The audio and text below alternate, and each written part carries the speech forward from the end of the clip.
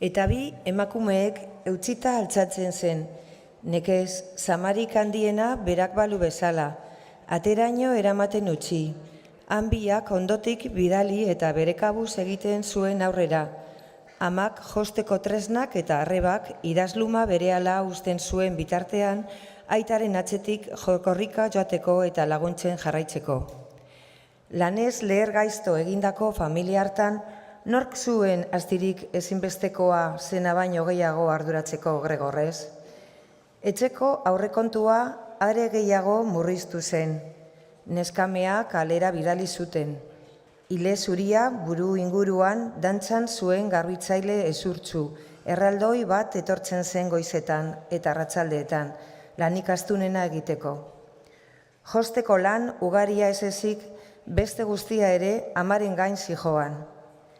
Are gehiago, familiaren hainbat bitxi, amak eta arrebak irteeretan eta ospakizunetan posarren janzten zituztenak, zenbatean saldu ziren jakin zuen Gregorrek, gaueko elkarrizketa haietako batean. Kesarik handiena zen, baina, oraingo egoeran handiegia zuten etxe bizitza hartatik ezin zirela joan, ez baitzegoen Gregor lekuz aldatzeko modurik. Baina Gregorrek argi ikusi zuen familia etxez aldatzeko oztopo nagusia ez zela berarekiko begirunea soilik. Erraz garraiatu ahal izango zuten airezulo pare bat egindako kutxa egoki batean, baizik eta erabateko etzipena. Eta zenide eta ezagun bakar bati ez bezalako zoritzarra egokitu izanaren pentsamendua. Azken muturreraino betetzen zuten munduak jente pobreari eskatzen diona.